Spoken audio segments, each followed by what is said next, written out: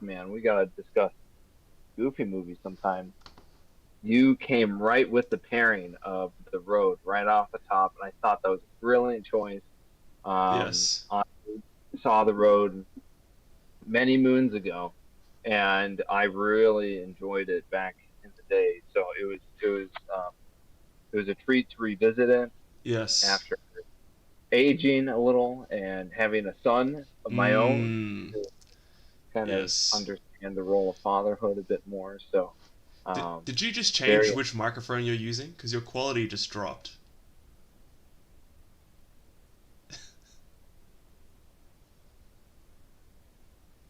Hello? well, Did you damage your microphone when you knocked it over? I did. Okay, it's good now. Sorry, I talk with my hands and I hit it, and there's a very loose cord on it. Okay. I'm sorry. I repositioned it. It's out of the danger zone. It has Wow. exfiltrated the La- hot zone. So Landbeorht confirmed Italian. yes, exactly. Okay. It's well, I do have. Yeah. Anyways, so Not to dox all your right. Well, ancestry. how do you, yeah, no, I actually have no Italian in me. I do have 2% Jewish, European Ashkenazi Jew in me. So And there's maybe nothing that's wrong with where. that. No. In fact, it's encouraged. I would Okay. say. Right? Anyway, moving on from that topic. A goofy movie. Do you want to? You can get into your history with this movie, and because you recommended it to me basically, so you take it away. Oh yeah, right. Well, yeah. If we want to jump into the Goofy movie, Or do you want to do the road I get. first? Yeah, we'll do the road for. We'll do Okay, the well, road just first. We'll get yeah. have our We'll get there. vegetables. Yeah, this yeah. this is the carrot on the stick to Yes, understand the yes. deep lore of The Goofy Goofy movie. movie. Well, a Goofy movie. Yes, Just one of yes. 'Cause many. there is a sequel. There is Yes. a sequel. They tried to make it into an empire. Well, there was the show as well. Anyway, the road. Yes, the road. The road. I think Um, first time so, I saw this movie, I would have been like 14 or something. Or when did it? that's probably the same age I was, Yeah. to be honest. Yeah, middle school, Actually, high yeah, school. 14. Yeah, 2009. So I would have seen it within that time frame. So anyway, well, let's go. The Road came out 2009. Directed by John Hillcoat, who's a nobody, and then the cinematographer is also kind of a nobody. So I was sort of surprised that it came out, so well, honestly. Yeah, right, exactly. And I was looking over just the details, and for what they accomplished, it's kind of shocking looking at budgets Mm, and a rather obscure book for the basis, at least in America, right? So yeah, hats off to them for bringing all they could yeah, to the production value and whatnot. So, but yeah. we'll get into Um, so basically, this movie is just in both a good way and a bad way. It's just a straight post-apocalyptic story. There is absolutely no twist to it at all, which is sort of the point, I suppose.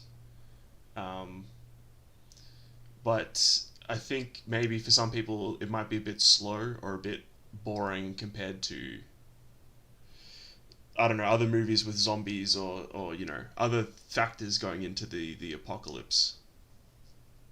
right.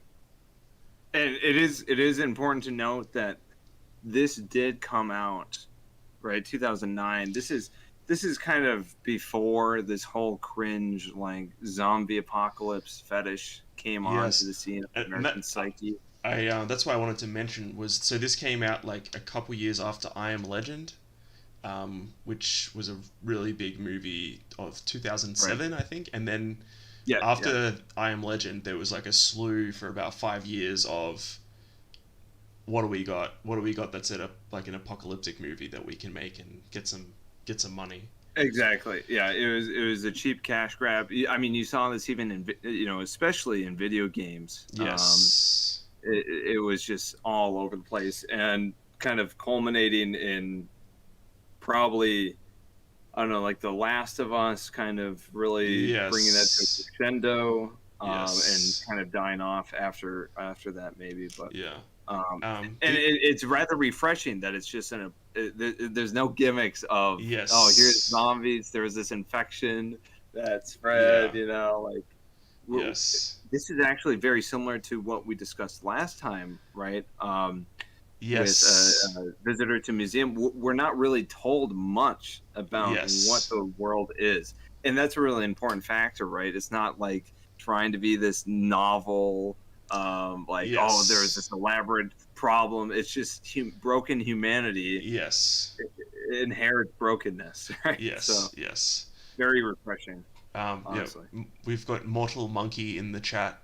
He's mentioning there's a Denzel movie as well that came out around this time, The Book of Eli. I don't know if you Oh saw that. yes, yeah, Where he's the yeah, blind yeah, yeah, guy. Yeah, so that's sort of yeah, yeah. yeah, that came around the same time. So yeah, there was a slew of those sort of movies. But anyway, The Road. Uh, it's a good movie. Yeah, yeah, really, a quick and dirty way to describe it, I at some level is, it felt like, to me at least, kind of like an American Stalker, genre of film. Like, Mmm. like, I don't know, it just, there's not the radiation aspect to it, but Yeah.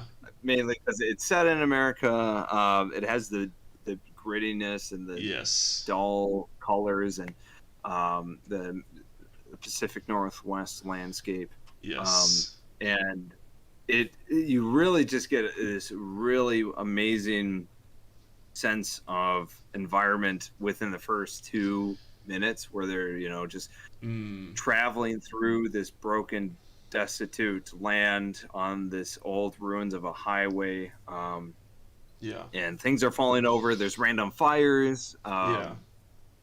broken down stores, and for such a small team that it's a really strong start. It's got a nice monologue, Mm. kind of putting us into perspective of these events, and it just worked really good. I was just hooked. Like, I was like, I Mm. want to see more of this adventure.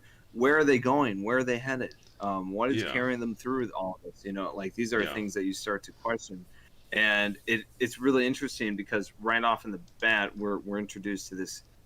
I guess maybe this could be one of their main gimmicks of the whole film, is the fact of cannibalism being a major problem in the world, and Yes. that drives a lot of further plot points, right? Yes. I also did want to And mention that the opening, I don't know if it's after the very first scene or after like the second scene, they're walking under a bridge and then on the bridge is written like Jeremiah 19:6. yes, yes, I yep, don't know if yep, you've yeah, yep. which I'll read the verse now. Oh The, yeah, yeah, yeah, yeah, yeah. yeah. Therefore, behold, the days come, saith the Lord, that this place shall no more be called Tophet, nor the valley of the son of Hinnom, but the valley of slaughter. So, pretty, I And guess, evocative. yes, exactly. And honestly, what was going through my mind with all this, like, with all post-apocalyptic, there's always going to be a huge emphasis on suffering and why even live and all these things. But this, it didn't seem too, I don't know, hand-fisted. It was a bit more just natural, with Yeah. the despair on their faces, and it's not like trying to be preachy or anything. But it really did. I like predicted that verse coming up, or something along the lines, because I'm like thinking, this exactly reminds me, this environment and this feeling and the devastated hopes of these people. It really reminds me of something you'd see in the Old Testament, of Mm. like what happened after the Syrians or Babylonians came through, and you go through like the Book of Lamentations, and you just see Yeah. this mournful state of the world. Women are eating their children, disease and death everywhere. Yeah. Um, these continual questions of why is God allowing this, Yeah. et cetera, and that's kind of a big plot point, right, throughout this Yeah. whole thing is why is suffering allowed, why is evil allowed. Yeah. So I really like that just immediate setting. Like we are putting this as people are seeking answers for this. There's this rampant cannibalism, which is a very fitting description as to how man got to that point Yes. in the universe. Right? Is it's all cannibalism, man. Yes. Devouring himself Yeah. through technology or ideology or whatever you have Yeah. there, and The just other a lot of the other aspect of the world is that all the animals and the plants are dying or are dead basically already. Which right. Yeah. So That's there's kind of an environmental aspect to it, but it's not really. It's implied. Yeah. Right. Yeah. And so as they continue onwards, there's this sort of defeatism of we don't really have anyone else but ourselves. The son and his father, we can't trust anyone because we don't know if they're going to eat us. Yeah. And we're quickly thrown into this plot device of the revolver that has two bullets left. Yes. And that the preferable solution to this, rather than being captured by a cannibal, or being, for the boy being raped and then killed and then eaten, or whatever, is to just commit suicide. Yes. And it's interesting because, right, this is all coming off this is kind of tied together with scenes of, the father encouraging his son to keep fighting. He says that he tells him of stories of courage and valor and all these things to keep the flame going. Yes. And it's curious, just the logic there of like, yes, we will kill ourselves if the suffering gets too great, but that quickly, it's like by the process of them continuing on this journey, they're kind of saved from that solution because they literally, they use one of their bullets in a defense situation. Yes. I'm kind of jumping ahead, but what I'm just trying to say is, we're set up initially of these two contradictory motives of not wanting to suffer, but then wanting to continue to survive and continue on the road. Yes. And these are very like we're real. This is really throwing into a Christian perspective with this film already. Like the idea that there's this path, and that going on this path is salvific in some way, that we're headed in a particular direction that will, give us hope or salvation or whatever it have. And by process of continuing on that path, their escape option, I guess, is eliminated. Like they literally cannot have a double suicide because of what they encounter. Yes. That's a good point. That's a really good point. Yeah, I think that was like a tough thing that I was sort of wrestling with watching it is, would I be able to, resist? Because, a bullet to the head seems a lot better than being farmed. Cannibal. And so it's sort of, it is a tough question. Like, it's impossible to know, I guess, what you would do in that situation. Well, yeah, and this is like a perennial question though. Like you see this, you see St. Augustine talking about this in the City of God, is he's discussing about at the fall of Rome how like there's these women that chose to kill themselves rather than to be raped and whatnot.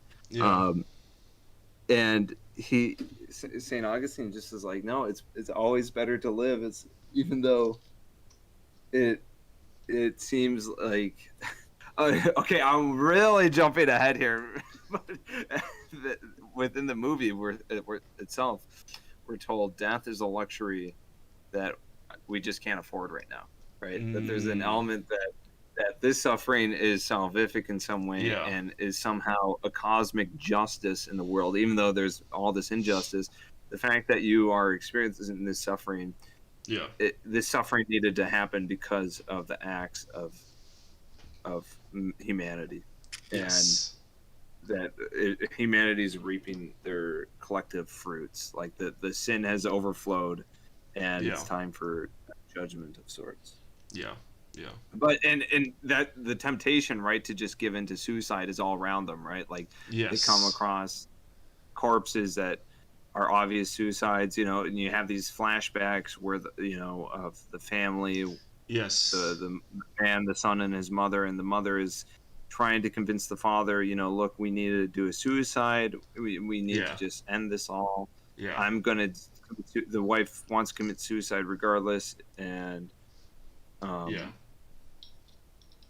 we just have the father just like we see these two forces of fight on or surrender Yeah. just continue, just playing out anthropologically. And Yes. of course the woman ends up, well, she's not with the she's not with the two of them, so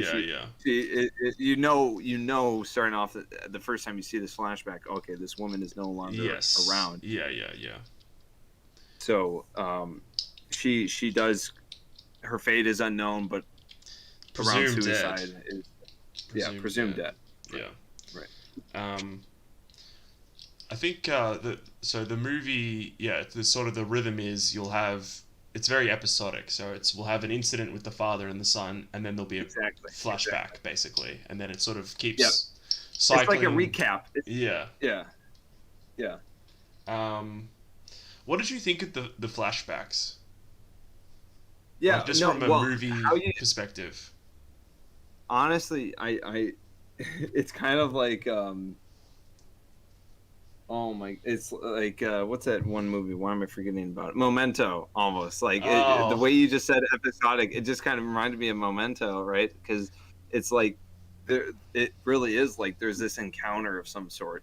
Like they find a particular place to rummage around for food or something, or they encounter some villains. And I will say that the times they do encounter people, like it really is well done. Like the tension is really well done, I think. Like you actually feel the tension. You feel like you really are there, to put it in very generic terms. But, I thought they were extremely well done. Every tension scene extremely well done.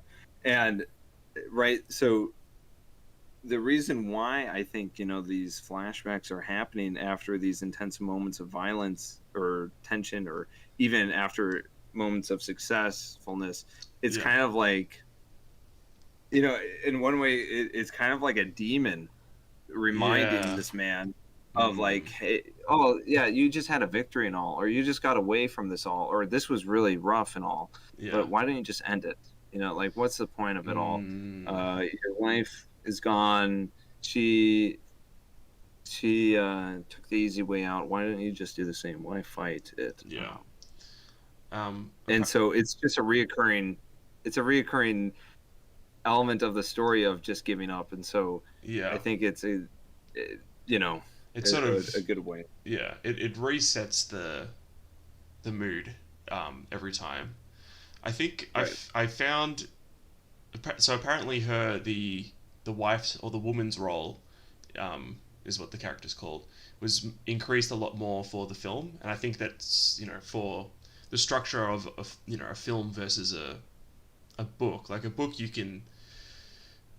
don't have to have that same sort of rhythmic increased tension and then drop it back again. Right. Like you can do all much weirder things with books. So I wonder how if the book does flashbacks, or if it does, just hints at what happened, or compared to this. But I mean, I liked parts of the flashbacks. I think I just found some of them slightly too melodramatic for my personal taste. Just they went over the edge just a touch. I think of one scene in particular, like he was like, "Oh, just listen to yourself here, you sound like you're crazy," or something. I don't know, Yeah. like that delivery, it just seems like Yeah. it seemed just, I don't know, maybe this is just the acting or the writing or something, but yeah, I know what you mean. I thought the best flashback was when it flashes back to him destroying the piano. Yes, yes, Yeah, yes, see, that yeah, was really effective. That really got to me. But yes, exactly. I think part of the problem is because of the nature of the structure of the flashbacks or whatever. You don't really see, because clearly they're having to do horrible things, and like kill people and fight people, but it's not being shown. Um, Right. and so we don't really see, because from our perspective, it's just like the wife is just becomes like increasingly annoying, kind of. Like we don't Yeah, right. really, yeah, we don't see them suffer at that point in the same sort of way. So it's sort of like, what are you complaining about? And also when you compare it to the situation they're in, throughout the rest of the film, the non-flashback parts, it's it just from like my own viewer perspective, I feel like they didn't the way that they handled the sort of the woman sort of becoming increasingly deranged and wanting to kill herself. That's probably the weakest aspect of the film, is what I would say. Yeah, the woman's role could have been fleshed out a bit better, and I think this is either made it more subtle or made it more fleshed out. But they sort of yeah, because the moment I saw her, it wasn't like I just I don't know, like I just automatically got annoyed with her character. It's not like I cared about her motivations or anything. It's just like she was just the demon on the shoulder character. It seemed, yeah yeah yeah. So I and I think she was like too attractive. I don't know. Yes, I thought the same thing. I'm like, okay, this guy is with this older, raspy voiced man. I mean, he's a Is handsome with man, but it's like right. I know, but it just didn't match. like Like you can look at a couple. she looked like she'd just gone on a camping trip for 5 days or something. Like she never looked Yeah. like She haggard.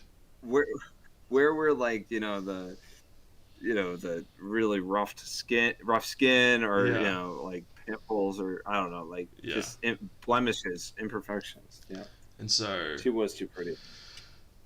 you know, and Charlize Theron's a good actress, but I think it was just the direction and the writing for her part. It just didn't quite mesh.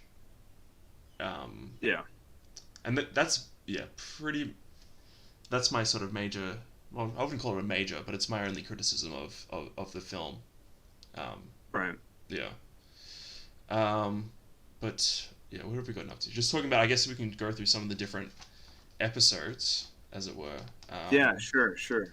So we have the basically the opening is them. They see a fire and then they leave, and then the next one is when Presumably, because it's some yeah forest fire. They're camping, having this charming session where the father's reading a book, and there's like this gleam of normal life. mm, Like they're laughing, and it seems like it's just a good experience. And then it's interrupted by this supernatural forest fire that's just yeah randomly appeared, something like that, scorched yeah land. So, and then that proceeds right to um, where they get into that the first, or is that when they get to the barn, or the, sorry, you have the notes all this is, I mean you go. it's well the barn is not that complicated. They go to the barn, they see people who have hung themselves, um, and then they talk about, okay, well, how are we going to kill ourselves if we have Right. to? But then there's the scene where um, they're walking along and then they hear a big truck coming. Yeah, they're woke. The father's awoken by Yes. this truck coming through, So and this is where the first major excitement of the major tension, first yes, tension scene, I guess, right? yeah, Um, and I thought it was this one, this scene or the scene in the manor were Yes. probably my two favorite action tense sequence. Uh, the father just, you know, very very quick, very alert. He pulls his son out of the car. Right, they run into the woods, Yeah. and you just see this whole cast of vagabonds Yeah. coming out, and it looks like Mad Max, kind of like, you Yes. got Yeah. guys with gas masks, guys missing one guy without a leg, Yeah. um, just armed, ready to be. They're just nasty looking guys, right? Yeah.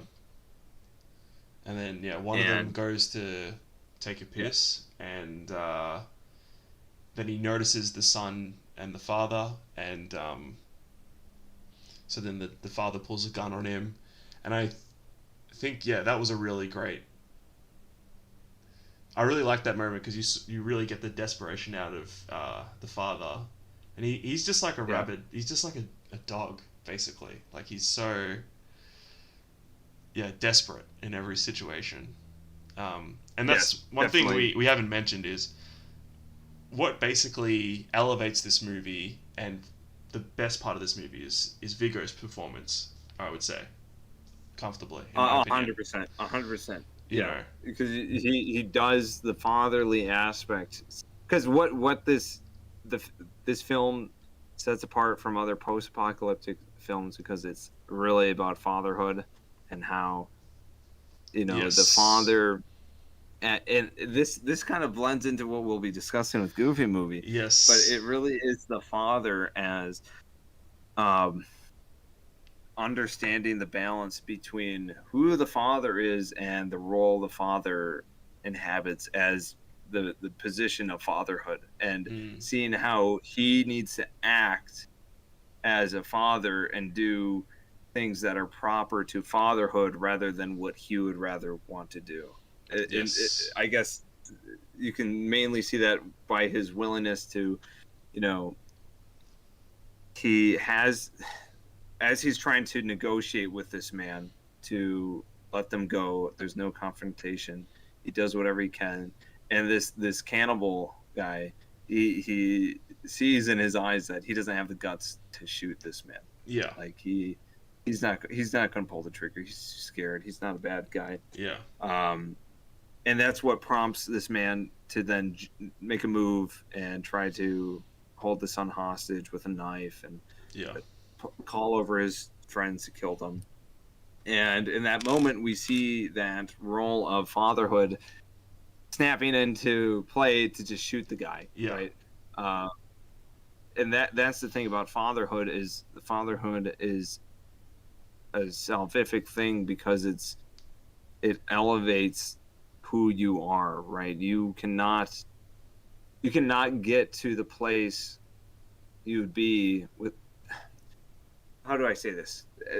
Being a father myself, right? For the small amount of time I have been one, like, you are called to be things and to do things that you otherwise would never have to do if you were just, yeah, sitting at home, drinking beer, playing video games. Like, to yeah, become somebody who is going to nurture and protect and help thrive and yeah, prepare somebody for the world. Um, yeah, like, there literally is just some perspective to the world that you cannot have without having something on the line as great yes, as the life of a son or yeah, daughter. yeah, And so his performance, like, he really shines that forth, um, yeah, so well. yeah. You It's you really aren't under the illusion that it's his son, basically. yeah, yeah. You could have thought it was a like a Will Smith movie where he's acting with his kid sort of thing. Yeah, yeah, Um, oh, what was I going to say? Oh, this is an interesting bit of trivia from the film that I looked up. So apparently, so Viggo did sort of semi method acting to get ready for this role. So he starved himself, just smoked heaps of cigarettes, and um, didn't bathe and stuff. And so apparently he went into a store one day, well, like on a break from filming to like get food, and they just kicked him out because they assumed he was like a homeless person. Wow, amazing. Yeah, so that's sure just shows, I guess, yeah, the dedication. You know, obviously, yeah, he's a fantastic actor. I haven't watched too many movies with him in them aside from, you know, the obvious. Yeah, Um, for the rings. Yeah. but yeah, he's got such yeah, powerful, incisive eyes. It's just like the Aryan eyes or whatever. I don't know how to describe it. Yeah. It definitely had something to do with his eyes. I mean, his just face, the expression of his face. Mm, Yeah, just really well done. And you could tell he was like just greasy and smelly. Like yeah, he didn't, it didn't look like, oh, we're just going to go get some makeup done yeah, and you're supposed to look yeah, battle hardened. Like, yeah. no, this is gross. I would not want to sleep in a tent with you. Um, that kind of thing. So, yeah, no. What else? What else can we say about this? let's talk about a few different things that happen, I suppose, that are interesting. So there's the bit where they find the Coke cans. Oh yeah, that was a very charming little Yeah, moment. so Yeah. that was cool. The father, or the man, I think his name's just Man, right? Yes. Um, he shakes, the old trick of shaking the vending machine to get one to fall out, one Yeah. spare one hiding there, and he cracks it open and lets his son try it, and he tries it, and Yeah. um, there's just that innocence, the same sort of innocence that you see in the tent when they're reading the book, just Yeah. to Yeah. glimmers of hope of something along the way. Yes. Um, And apparently they shot that scene with multiple different drinks. But in the book it is Coke. And so, oh, but I think apparently Viggo then called up the CEO of Coke to like get permission to use Coke in the film because they were worried that they wouldn't want it. But the scene is like like could almost be an ad for Coke. yeah, right. So it's very positive towards Coke. So that's a Yeah. good scene. I think the other bit that I love, just because it is such a relief in the middle of the movie, is when they find the the prepper hatch or hutch, underground bunker with all the food and Oh stuff. yes. Yeah. And Yep. Yep. so they can, they have a little feast of spam and whatever else they end up Yep. eating. And he's Yeah. smoking cigarettes Yeah. Yeah. as the whiskey, Yeah. yeah, the Jack Daniels or whatever it is.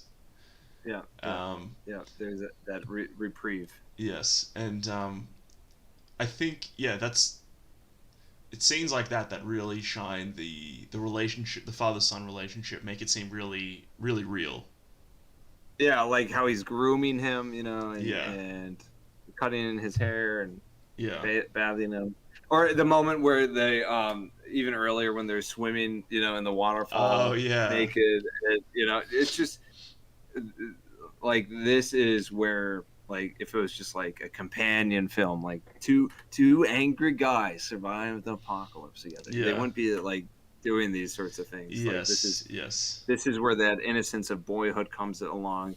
yeah, And like the boy, the simplicity of the boy, right? He's just kind of like the angel of sorts, where yes, the mom would be the devil, I guess, in some way. yes, And yes, he's just continually asking, like, are we still the good guys? Like, what does it mean to be a yes, good guy? What does it mean to carry yeah, the flame? yeah, He's asking all these things just that naturally come up in face of these things. Or like, when they're confronted with death, he's like, well, will I see you again? Like, yeah, what's going on here? Like, these are all just the natural questions of man that, like, you need to have good answers for these things to mm, continue fighting, continue struggling.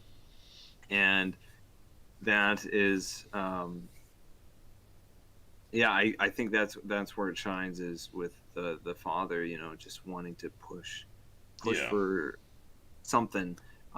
Can't, I almost wish there was more explicit elements of like Christianity, but they probably won't be able to get away with that. Yeah, I'm not sure if Cormac McCarthy is Christian or not. But the way he writes about evil, like I've only read Blood Meridian, but the way he writes about evil is very, I don't know, it's interesting. It's different to, I don't know, a lot of other authors, the way they would approach it. So I'm not sure if he's Christian or not, but he's certainly got a lot of good ideas, I think. Right. Definitely. Definitely. I don't know. Is there much else to say? I think we like all. I don't know. This is a film where it's kind of experiential. Yeah. It's kind of like you just gotta go, just like life itself, Yes. to understand. Like we could talk about going and getting the mail, or going and driving to the parking lot and walking to your like class in the rain.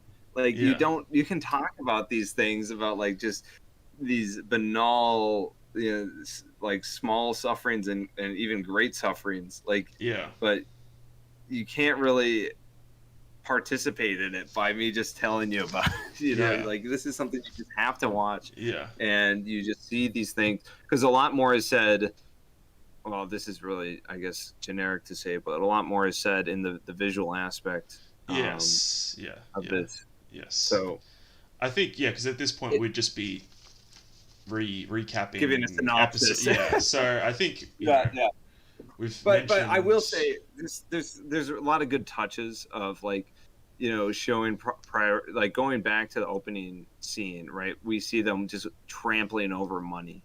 And, like all these other aspects of life that no longer have any value or meaning. And once again, you just think of like, I just continually kept on thinking about like apocalyptic, literature in like the Bible, for example, like where it talks about, at the end times, people throwing their gold and silver out that the beast made for them. And they're like, wow, this is nothing, like this cannot save us. Like we've been fooled. Like you see that lived out in these characters, like, wow, we didn't find salvation in all these material things. We didn't find salvation and comfort. And the people that still are seeking just comfort, are like the people that became like literal cannibals while they were already living in that same their passions, like they were just living their truer selves when the calamity came, right? But it's a very charming film, and it's very tragic but kind of predicted ending, with you're like, this whole time you're like, okay, who's going to die? Someone's going to die. We're not going to see them both live. And eventually, right, just father takes an arrow to the knee. He was in the Cloud District. He shouldn't have been in the Cloud District. An arrow to the knee, and eventually succumbs to the infection or whatever have it. And then there is hope, right, that the son joins another group who have a dog, and there's kids, the good guys. So, and it's kind of it does end on kind of, I guess, a Christian note of that there is always a remnant of good guys. There will never be. And that is kind of the hope that maybe the father planted in the son, is that they're still just striving for things. They don't know exactly that there is something concretely good, but they just know that good is worth struggling for. And that's probably a message for our day, is that there are good guys still around us. Like, we need to remember that at all times. And to always continue, like the boy, always be asking, are we the good guys? Are we being delusional? Are we being, overly, like, like, for example, like with the blind man or the the thief, like are we thinking we're on this right path, but then we're ready to rip out people's Yeah. throats just like the cannibals are, or, Yeah. like. So anyways, really really good to just experience that movie. I think on a Yeah. dark fall day. I think this movie will be best experienced in autumn. Really trying to line that up, Yes. you North Americans. It's Yes. coming up, so yeah. I Very think good. I think I watched it at like 8 o'clock in the morning.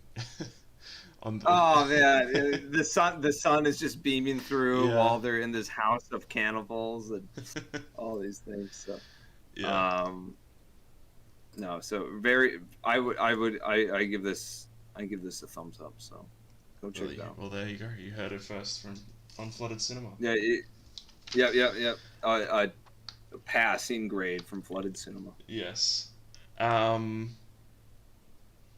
Now we move on to the Yes. truly esoteric. This is the format of the show. We talk about this normie show Yeah. that everyone's seen, everyone's heard about, but then we get into what really has not been discussed before, untapped potential. So the Goofy movie, how this all started, right? A goofy movie. A Goofy movie. So this, I think, for a lot of people, millennial or Gen Z, right? I think A Goofy movie. I What, sir? think I'd only seen it once before, and I didn't really remember it Once. because I just never liked Disney when I was growing up. Into my mind, it was always, Oh, that's interesting. girl movies. I watch Interesting. something else. Interesting. So I'm revisiting it with a lot less nostalgia. So Yeah, right. And maybe it was more popular in America too. I mean, with the Disney yes, Channel. And all these things. yeah. So, and I mean, it takes place in America, so It's very much an American movie. But it really, it's just really stereotypical of, or I guess the zeitgeist of the 90s and early 2000s, and I think that's why, like, the millennials or Gen Z that remember this movie remember it fondly. Yes. And for me, it was like this thing where I was thinking back to my time as a kid. I've been thinking a lot more about my childhood now with having kids myself. Yeah. And I was thinking of like, there's just these weird scenes of the Goofy movie that would just pop into my head that were like really cool, like where I would think of the time where they're at the school and they're playing around with this AV equipment, and like there's these they're welding stuff or soldering stuff, or like they're in the camping and they have this huge RV, or they're having this pizza. Like these are scenes that have been around on the internet a long time in GIFs and other things. So yes, like these scenes have been implanted in the psyche of many of us to just think of good summer times or whatever it may be, or I don't know. There is something very indicative of the times with a Goofy movie. Yeah. It was very much because I find with children's media, it's often 10 years, or like it's maybe 5-10 years behind different other trends, just because it takes a bit longer to filter down. So it like I mean, it was pretty tongue in cheek, obviously, but it was very much 80s like high school stereotypes. Right, exactly. But I just wanted to talk as well. The opening dream. Oh my goodness! The dream. Oh boy, what of all the things, dude? If there was not a more indicative movie for like the psychological operations going on, it is the Goofy movie. Here's the thing: it's just total mask off mode. when the movie first opens up, right? Yeah. Because what you have is you have the trad Graper GF Wheatfield's Graper GF, Yes. who is a dog, and you see a lot of high thigh and cleavage, Yeah. and A like shocking amount. she's on a pillar. Yeah, Yes. it's like I put that. It was put. You know, if you've seen 40-Year-Old Virgin, have you seen that movie? ages ago, Oh probably. well, there's a One? line in it where a character says to Steve Carell, "You put the put the pussy on the pedestal." And it's Oh this, yeah, right. Yes, there you and go. she's Yeah, and it just exactly. reminded me of that. Yeah, And yeah, then yeah. so it's sort of like Yeah. his after watching this movie, I think I wrote like a tweet about one-itis in TV and films and how frustrating I find it watching it. Just because it's Yeah.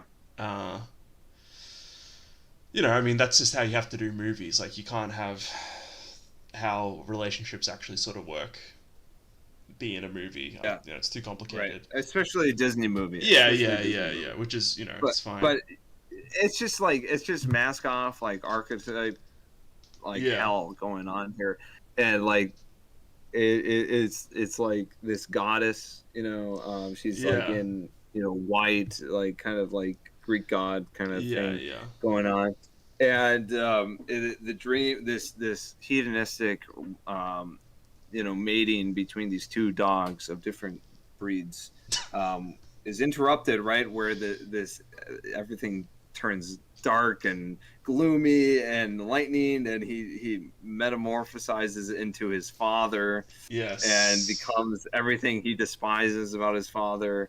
Yeah.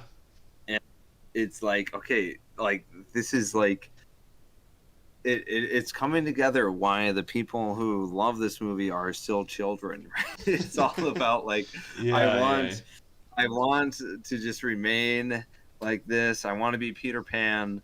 I want the booba on the pedestal. Yeah, Let me yeah. put the queen back on the pedestal. Yes. Let me worship it. Like maybe these guys were just doing this tongue in cheek, like they know that what they're up to, but I don't know. Yeah. That's the other disturbing thing about this movie is the notion that Goofy impregnated a woman or a dog woman. Yeah, exactly, dude. But then even stranger then is like Goofy comes in immediately after that, like cross-dressing, like he's the mom, like cleaning everything, doing breakfast. In the sequel film, do they mention the mom at all? Because I haven't seen the sequel. Like, I don't know. That is a great question. I'm not watching it. But... Yeah, I could not be bothered. To drive that down. But then it's just like, is this like, where's the mother? Why is Goofy so domesticated, effeminate? Like it's supposed to be like stereotypes of like the 80s and 90s playing out here. Yeah. I don't know. It was just weird. I don't know if they're just trying to be like, haha, as a joke, but it is. Max has a very. Oh, sorry. I was just gonna say, yeah. The weirdest thing is, yeah, just the. I guess I'm so used to more modern cartoons, but all these '90s cartoons, like every female character is like, Jessica Rabbit, basically. Exactly. Yeah. Well, and then it doesn't stop, dude. It's like that whole opening sequence. Then is like there's several, there's always a woman in a scene who is supposed to be like really attractive, really thick thighs, big bust, revealing clothing. Yeah. And it's like, these are dogs. What's going on here?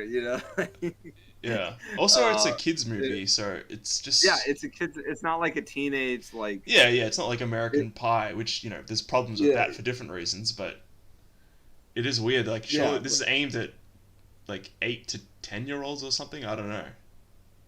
Yeah, and anyways, it's a very jarring experience. And as he's rushing to school, we have our first musical piece. Yes. Which isn't too bad if we're going to put this on a grading, tier list of a Goofy movie original soundtrack. Certainly, I think I certainly. just blacked out during every song. I Yeah, just I did too. I did too. Except for "On the Open Road," I thought "On Oh the Open yes, Road" was yes, yes. the best, That's the best hands song, down, the easily. best. Can't compete with it. I especially hated anytime the pop star came on and did Yes. this like Backstreet Boys thing. It Well, was it wasn't so Backstreet cringe. Boys. It was Michael Jackson before his, No, it was not Michael Jackson. It was no? well, okay, well, yeah, it was trying to be like I can see where it's like trying to be Michael Jackson, but it was literally Tevin Campbell, who was an actual R&B pop. I was just going to point Um, out it was interesting that they used, Michael Jackson type design and character, and it's sort of telling this came out 95, like before, all the allegations and stuff. right, yeah, Yeah. right, yeah. So yeah, it's just it was just so like okay. Here's the thing, right? With this, it's like celebrity worship, right? It starts off like you could just be like, oh, this dumb kid is like idolizing this flawed like character, blah blah blah. He wants to just, he needs to be more like himself and less like this, or like have a better role model. Stop trying to imitate this person. But like, it's like there's no consequences. There's no real consequences for Max to act like somebody he's not, act like Yeah. this puppet for these ways pop culture wants him to go. Yeah. Like he gets a stern talking to, and I guess that's what really triggers the whole adventure, the bonding father son adventure. Um, and here's the thing, right? If Goofy wanted, because Goofy, right, he gets a call when he's at work, and he's like, I wish they just made this a bit more realistic, right? I guess this is just, well, we're talking about the Goofy movie here. Like, why did you have to make it so serious, but then not serious? It's like they're trying to like make a chick flick here or something. Like they want to have like these two worlds that intersect of seriousness and goofiness, but it's a Disney character movie, for crying out loud. But like, anyways, so they're trying to set this up as all dramatic and stuff, and then Goofy's working at a child Yes, and I photography wanted to center mention where he's that like made me think of the Master with Joaquin Phoenix. Like he's works doing that in the at one point in that movie, and for some reason I don't know, just the having these deranged characters like taking photos of yeah, people yeah, just made me think. I don't know. yeah, and well, it's supposed to also be contrasting, right?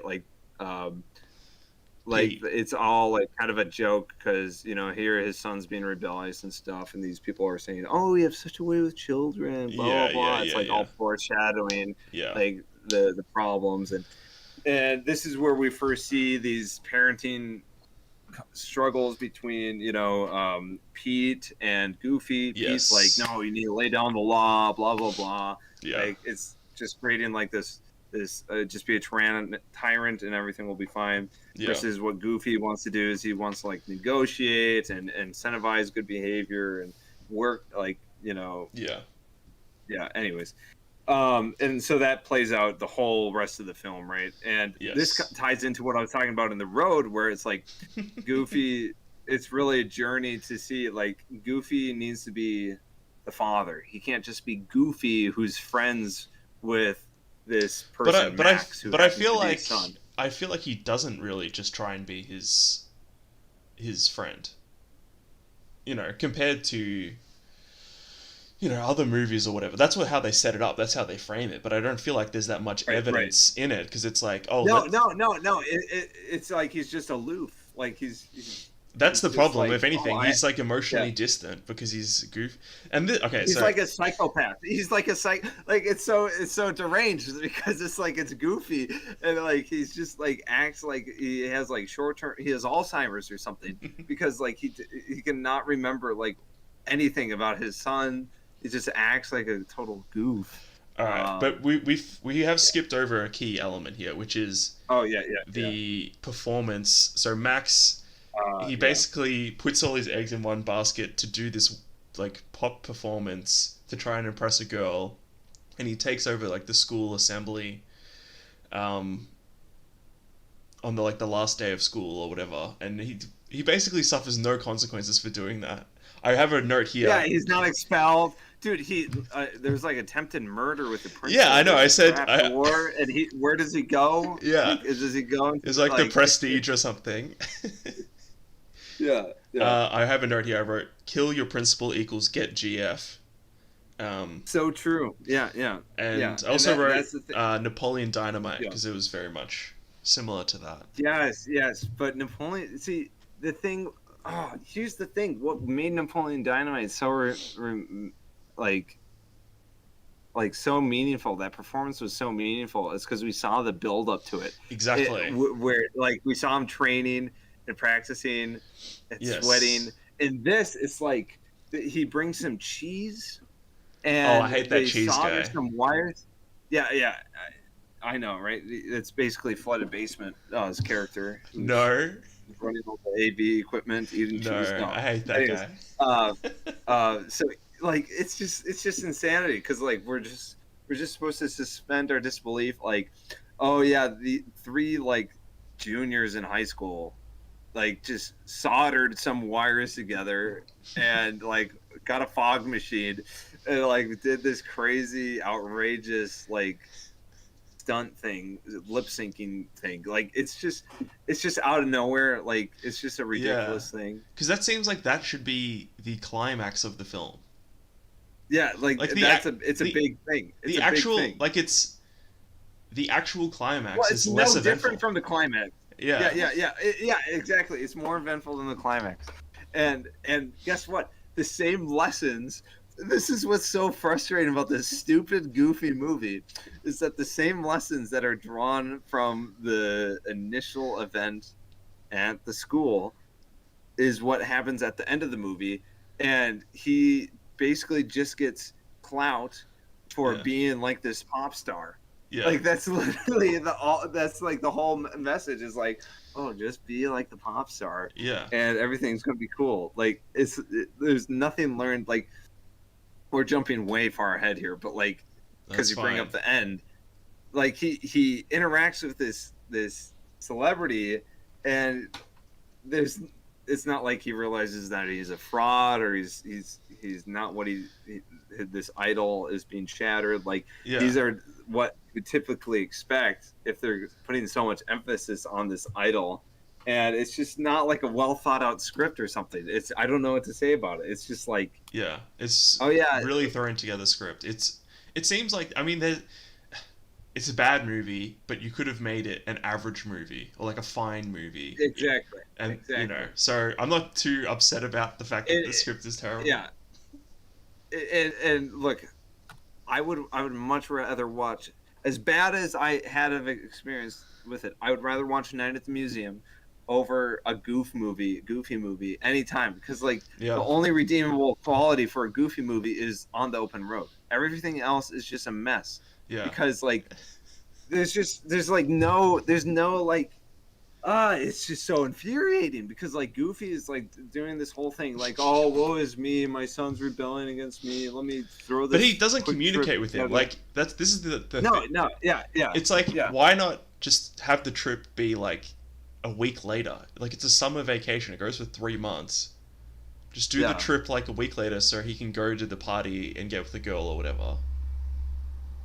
Anyway, and like he argues with Max in the car about what they should listen, and it was just like so out of character for Goofy that he's like upset or something, you know? Yeah. And like it. I don't think- know, man. It's just weird. The other thing I wanted to bring up is, so they see an ad at one point for a Mickey Mouse phone, Oh yeah. and then but they also see like Mickey and Donald's, just like they have a very brief cameo. Yeah. There's And it's like, what is going on in this universe? So, are like Mickey and Donald like celebrities or like what? Well, that's the thing, because Goofy is friends with Donald Duck. Yes, Like Max canonically. says that explicitly. Yeah. Yeah. And So- so like if Mickey Mouse is a big deal, and Donald is with Mickey Mouse, like, why is Goofy friends with Donald? It's like there's like, it makes no sense. There's no cohesion. Why is everyone a dog? Is there like a dog ethno state that Yeah, all these yeah, yeah, dogs yeah. live in? Like, why aren't And there there's different like animals if there's the duck? Are they? Yeah, that's so weird. Dog ethno state. it's like Skyrim, dude. Like you have the red guards, and then like steer. I don't know, man. It's just like So this is it, what I was it thinking would makes be it, make it a better movie. Is if you made Goofy an actor, and so like the opening of the film is like a typical Goofy skit, and then it's like cut, and then it cuts to Goofy talking to Mickey and Donald or whatever, and it's just like they're actors. Yeah, right. Give context to why they're Yeah, and then why. you can still have him be Goofy. Like it doesn't have to be like he acts completely different to how he actually is. Because it's still got to be a kids movie, but it's like, and then it would make much more sense like why, the son comparing what's his face, Powerline to Goofy, because then they're both celebrities. Yeah. Oh yeah, right. And that's the thing. Like, but then like the thing with like Powerline is it's never like really pitted Goofy versus Powerline as a role model. It's like the attention gets shifted to like who has the better parenting style, Yeah. Pete or Goofy, and it's like this false dichotomy of like to be loved or to be respected, and like it's just like so it like doesn't have any thoughtfulness to it whatsoever. Like it's just I'm at a loss for words because it's just so dumb. It's so dumb. Like there's just nothing redeemable about this. Yeah, it's almost impressive how badly thrown together the script is. Like, I feel like it's literally like let's come up with the most generic, bland '90s movie and throw Goofy in it. And this is my biggest complaint is it wasn't goofy enough. Goofy wasn't even that goofy. I know Goofy was moping for the most of the movie, like right, like when they're at the possum place, like he's picking up this. Yeah, and what the hell is that possum place anyway? I know it's such a boring set. Like it's a road trip movie, and everywhere they go is boring. It like doesn't make sense. Yeah. Like a possum place, like why not make it a museum for something? I don't know. Like it's just so weird. Yeah, and I'm pretty sure canonically, like they were in Ohio or something. Like that's the thing. I took a picture of the map. I'm trying to find where that Midwest. picture of the map was. Midwest. Yeah, it was just generic Midwest. Yeah. And then I'm like, okay, so we're world is now canonically just America. Like we're dealing with. Yeah, I think you bumped your microphone. Races. It just there's no cohesionness to the world. There's nothing to believe in the world. Joe, you bumped your microphone. We took the Tim Allen movie and put Goofy in it. Hello, can you hear me? Hello? Hello? Oh my goodness! I hit the mic again with my hands. I said they made the Tim Allen movie. They made the Tim Allen movie and just replaced him with Goofy at the last second. That's what they did. Yeah, that's a good point. What would have been better is if they did a flippin' Space Jam where they actually did the Tim Allen dumb family movie, and they like had a Goofy take. I don't know, like something would have been better than nothing. It was just so pitiful, dude. It was just pitiful, and there's like no character. It's a very short movie, which actually turned out to be fine by me. It was fine by me because. I was just like, get me out of here. Yeah, it sucked. I think I'm trying to think I kind of like the opening dream, and then that opening going to the school was like, just kind of interesting for like how, like jarring and disconcerting it all was. And then the Bigfoot sequence was like okay as well. Yeah, right. The Bigfoot sequence was the only really thing like about like the road trip, I guess. Like they're camping along the path, and like what really infuriated me was when they were in the river, they drove off Yeah. into the river, and like Yes. everything's been destroyed, and like there's no consequences for everything being lost. Like Yeah. it's such an over the top thing, and yet then they just move on to the next scene. Like, Yeah. oh, we got to the Powerline concert. It's Yeah. fine. And Like, I mean, they could have also made it like it was a tradition that they would go on a road trip together already established, and then it's like Max is saying, right, "Oh, right, maybe I right. don't want to go this year," or he's trying to Oh get yeah, out of but it. no, but we're supposed to believe like this is some goofy rite of passage that was to be done, but like the whole trip was just haphazardly thrown together in response to the phone call from the Yeah. principal. Yeah. I don't know, dude. It's just it's disappointing on so many levels, and really, what we just need to have here is like what could have been done. Like either develop out the Pete and Goofy thing a bit better, of like the tyrannical father Yeah. versus or have like another character who's like too easy of a father, and Goofy has to navigate this realm Yeah. of And it's like justice there's and no mercy. competition between the sons of Goofy and Pete. Like Yeah, normally, if you right. have two parents that are competing, then the kids have some sort of thing, but they're just like Hostile friends. brother kind of thing going on. Yeah. Yeah. Yeah, Yeah. they're just casually friends. Yeah. It's really weird. And like It, Pete is his it's odd. boss. Yeah. Oh yeah. Yeah. Right. Right. Like, just And make them Pete's worst at neighbors. the Why is it job. so Like, complicated? Yeah. yeah. Yeah. They had to come up with all these tropes that they just had to throw in for the board members to be pleased. It's just Um, so. There's like they did too much, but in like a dumb way that didn't make any sense. They could have made it much more simple.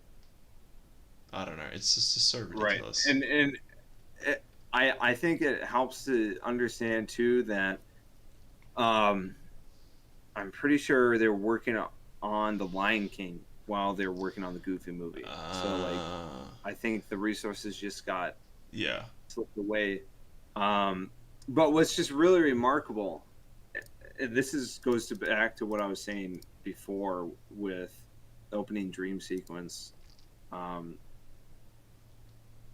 there's people that still rave about this movie. Like they think that um, this is some like amazing like treasure cult classic thing. No. Um, there's literally videos of this on YouTube analyzing it for like there's analysis videos that are longer than the actual movie, and it's like, No. what? How did this? Are we on the same planet? And like, this is like, I don't think that that's an insignificant thing to realize, is that there's people who like the Goofy movie and think it's a cult classic. Yeah. And that is one of the big reasons why I'm opposed to democracy. Yeah, exactly. The Goofy movie will radicalize you in more ways than you can imagine. Yeah. I'm just thinking. What Yeah. else Like, what else can we say? I don't know. Yeah. I think, that's the interesting thing I guess I've found by doing this show is it's not really so much what I've learnt about good movies, but more what I've learnt about watching terrible movies or just like average exactly? movies. And it's like, There's no lesson. There's no lesson. There's no real struggle to the Goofy movie because there's no goal. There's no flaw that's overcome. yeah, It's literally just like it's just it's like an extra long morning TV show that yeah, like there's nothing redeeming about it. yeah. So Um, this is it's not good, man. I will say it's still not the worst movie Kangaroo Jack is still worse. Kangaroo Jack, yeah. Here's the disappointing thing with like Disney, like '90s Disney. You just they had high caliber of production with their animated work, right? Yeah, And it's just like, how did a Goofy movie slip through all that with like one of their flagship characters? I think they must have deliberately made it bad. Honestly, Well, that's the thing though, is that they didn't even get punished for it. The budget was 18 million, and they made $38 million at the box office. Damn. So it's like there's no consequences for this, and they got a sequel, and oh man, it's just mind blowing, dude. It's mind blowing. I don't know, man. I will say though that there is a big schmood in this movie, and that's when they're at the motel place, or the motel and the diner. You know, it's just Oh like yeah. cheap, um, oh, look at this cool pizza, or look at these Yeah, cool yeah. eggs. You know, it's just kind of cozy vibes there. But like, Yeah. oh, another thing I just remembered, there was like nuns that are following them the whole movie, just randomly, like LOL XD random nuns. Oh Like, here's a band. yes. You remember that? Like, Yeah, what's yeah. going on with that? I The other actually, there was actually one small detail which I did quite like, which was in the open road sequence when they're doing the song, is so they had the nuns and they had a couple other different cars next to them, and one of the cars next to them was a hearse.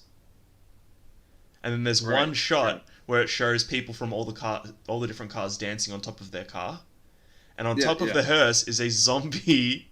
I'm not kidding, a zombie dog. I did not see that. Oh my goodness, I'll send you a picture of it later. But yeah, that is funny. yeah. But Man. It's just disappointing, you know. Like I'm just going off of our experience last time with Night at the Museum and Visitor to the Museum.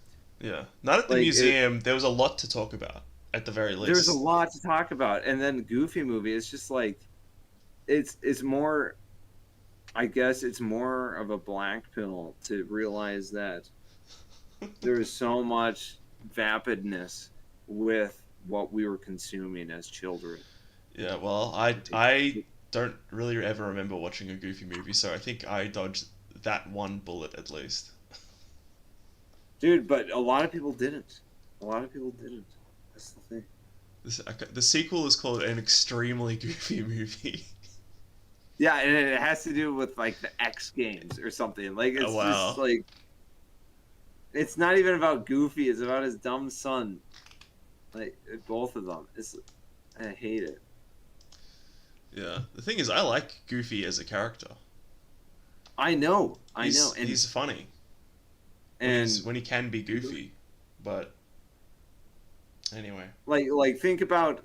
Okay, here's the thing. How could they make a Goofy movie, and then 4 years down the road they make the Disney Christmas Carol, with Mickey Mouse and Scrooge. Oh yeah. Like that Christmas Carol is just like an amazing production. I don't remember it.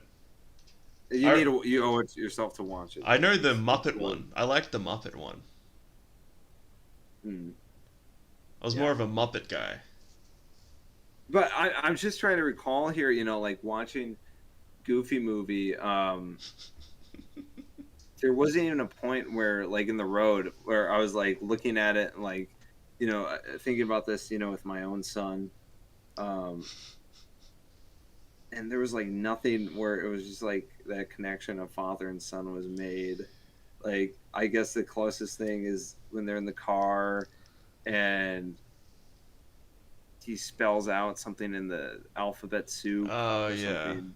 And it's just like trying to be like warm-hearted and stuff, and it's like this doesn't even work for anything. Like there's no father-son bonding going on here. Yeah, there was absolutely nothing to that movie. Now I will shill. So if you search Goofy movie in YouTube here,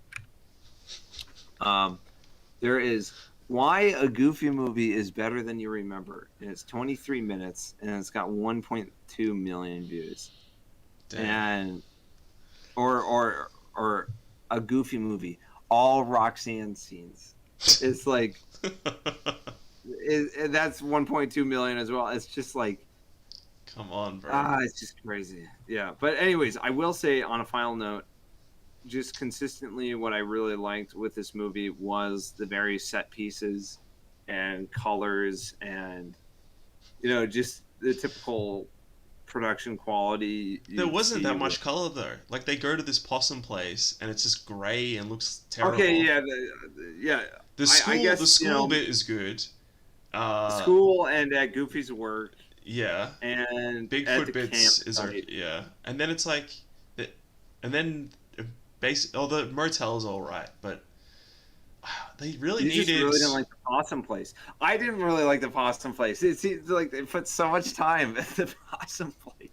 I know it's like 20 minutes. But I think half of the movie is at the possum place. And they they really should have just had it begin like with the road trip. Like they spent too much time in the first act. Like they should have been on the road trip within like 5 minutes, but it's like 20 minutes, then the road trip, and then it's like they can't do anything interesting with it, and then everything they do sucks. It was yeah. This is a bad movie. This is a really bad movie. Do not recommend it. does not get the flooded cinema passing grade. No. Kill the Goofy movie. It's just. You know, one day maybe we'll return. No, I'm not going to do the sequel. No way. No, we will never discuss. Goofy's dead to me. Are there any other movies with Goofy in it? The Christmas Carol. I think there is. Is there like? I think. I don't Well, know. he's in Kingdom Hearts. He's in Kingdom Hearts. Yeah, that's what I'm thinking. Is there a Kingdom Hearts movie? Maybe we'll watch that. Maybe that could be redeemed Goofy. That's so crazy that they made those games. Yeah, I know, dude. It really is. It really is. It must have been like Much they better than anything the Goofy movie too. That's the thing. Is like the plot of Kingdom Hearts is infinitely better than anything with the Goofy movie. Yeah. All right. I think we're done. Discussing Goofy movie. Unfortunately, we are done. There's just not much to talk about with this thing. Well, we've managed to complain about it for about half an hour or so I wouldn't worry. That cheese, though. That guy was shooting into his mouth. Oh, that guy was gross. So he was supposed to be like a... Was he... No, he was... They were all dogs. Like they were all dogs, but he was like a chihuahua or something. I don't know. I was not a fan of him. He was gross. He was supposed to be like the stoner character or something, but he has cheese. That was just gross. Yeah. I don't know. I will say Max had a really cozy bedroom. Max is cool. The chick he liked was, I guess, fine, but it's just so weird. Yeah, it's too weird for me. I'm not a furry. I'm not. I'm not either. Thank God. So yeah, I think we're done here. Yeah. With this dumb thing. Yeah. Whatever. Man. Yeah. Better luck. Better luck next time. Stick to Hercules. Stick to. Yeah. Or watch movies made for adults as well. You know, that's probably my recommendation. But I don't have kids. True, I don't have kids, so. I would never show. The thing is, the good kids shows are ones that the whole family can literally watch, and it's not a problem. You know, like something like Treasure Planet. Yes. I like Treasure Planet.